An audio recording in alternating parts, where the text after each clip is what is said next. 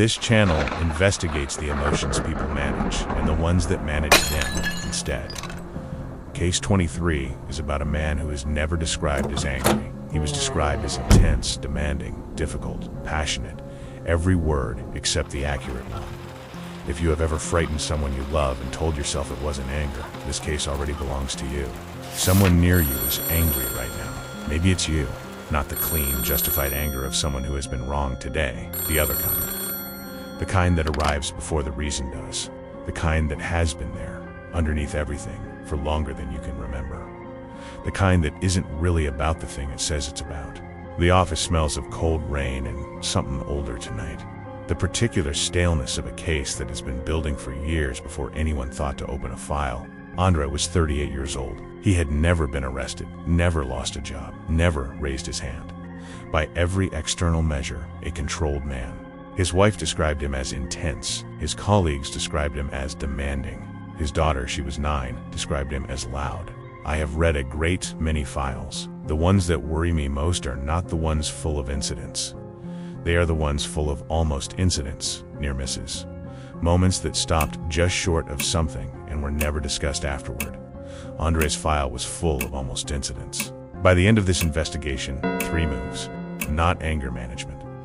A precise diagnostic for anyone who has been carrying something disguised as personality. She sits with her hands locked together in her lap, not folded, locked. 10 fingers holding each other as if each one is preventing the others from doing something they shouldn't. She has rehearsed this, not what to say, what not to say. I asked her, how was he at home? André is passionate. He cares deeply about everything. The house, the work, the way things are done. When something isn't right, he feels it strongly. I asked, what happens when he feels it strongly? A long pause. He expresses himself. I asked, and when he expresses himself, what does the room do? She looked at her locked hands. The room gets smaller. That phrase, she didn't choose it consciously. It came from somewhere true. The room gets smaller. Not, he shouts. Not, he frightens us. The room gets smaller. The language of someone who has learned to describe the effect without naming the cause. I asked her one final question. Does your daughter know when he's coming home before she hears the door? The hands tightened. She's very perceptive. I said, that's not what I asked. Yes, she knows. He sits with the deliberate ease of someone who has decided this is not his problem. Arms spread along the back of the chair. The posture of a man performing indifference, which means it isn't indifference. I asked him, how was André at work? Driven. Incredibly driven. You want results, you put André on it, he delivers. Every time. At what cost? To him? I think he enjoys it. To others? The deliberate ease shifted, slightly. Look, not everyone can handle his intensity. Some people find him difficult. But that's the nature of high-performance environments. You either have standards or you don't. Have you ever seen him get close to losing control? A longer pause than he intended. Once, a meeting, about 2 years ago. A junior analyst questioned his numbers in front of the team. André was very clear about how he felt about that. What did the analyst do afterward? She transferred to another department. He said she without thinking. He'd been careful with pronouns until then. The analyst was a woman. The room got smaller for her too. I did not interview the daughter. She is 9 years old.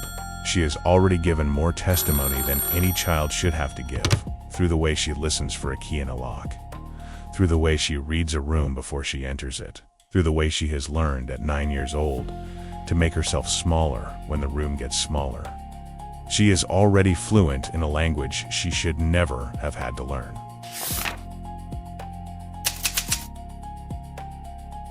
Three witnesses, 3 different relationships, 3 different distances from the same fire. The wife lived inside it. The colleague worked beside it. The daughter, she navigated it daily with the precision of someone who cannot afford to get it wrong. And André himself? André believed he was passionate. This is the central finding of the case. Not that he was angry, but that he had never, not once in 38 years, called it by its correct name. Seneca wrote about anger in a way that has not been improved upon in 2,000 years. He called it the most hideous and frenzied of all emotions, not because it was the strongest, but because it was the most dishonest, because it always arrives wearing another emotion's clothes. Passion, principle, standards, intensity, drive. The wardrobe of a man who has never looked at what he's actually feeling. And here is what the research now confirms, what Seneca knew by observation alone. Anger, when properly directed, helps people reach difficult goals. It is not the emotion that is the problem. It is the misdirection. André's anger had been doing useful work for 38 years. It had driven him forward. It had protected him from grief he had never processed. It had stood in for every emotion that felt too dangerous to name.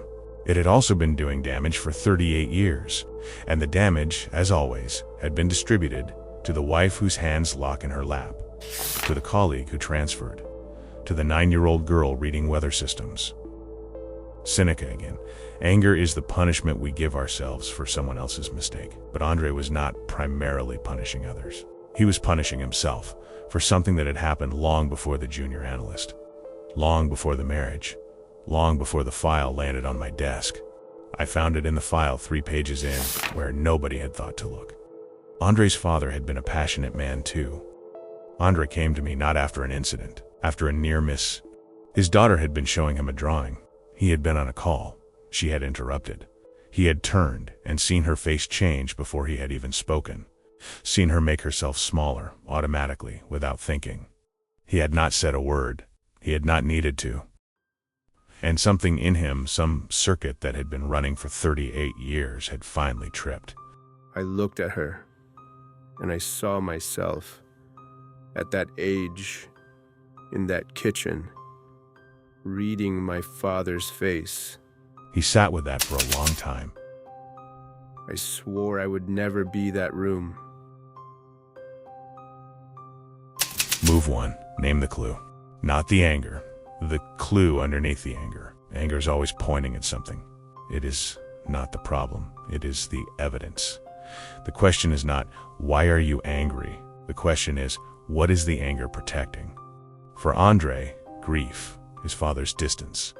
The boy who learned that the only acceptable emotion in that kitchen was controlled intensity, who learned to call it standards, who learned to call it passion. Name it once, privately, accurately. I am not intense. I am frightened, and I have been frightened for a very long time. Move 2. Locate the innocent bystander. André's anger had a target problem. It arrived in response to a junior analyst and delivered the force of 30 years of accumulated grievance. The analyst had questioned a number. She received the room. Before the next incident, identify who is actually in the room.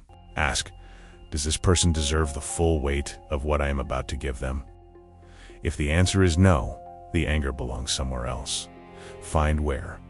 Move 3. Give it the correct address.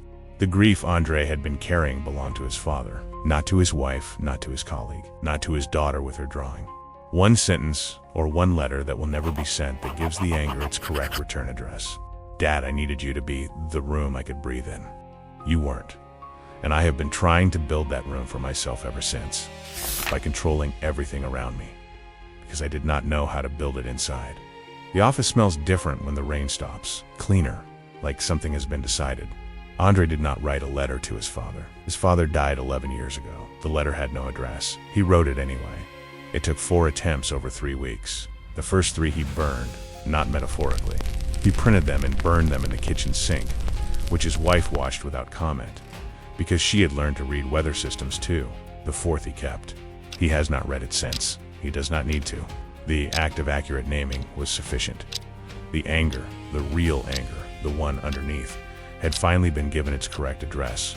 The room, his wife told me 6 weeks later, had been different. Not perfect, not resolved, different. He caught himself once, in the middle of something. He just stopped, and he said, "This isn't about this." and he left the room for 10 minutes. And when he came back, he was present. For the first time in a long time. Just present. The daughter showed him another drawing the following week. He put down the phone. He looked at the drawing for a long time. Then he said, "Tell me about it." She did. For 20 minutes, she told him about it. The colors she had chosen and why. The story behind the figures. The name of the cat in the corner that had no narrative purpose, but that she liked. He listened, without the room getting smaller.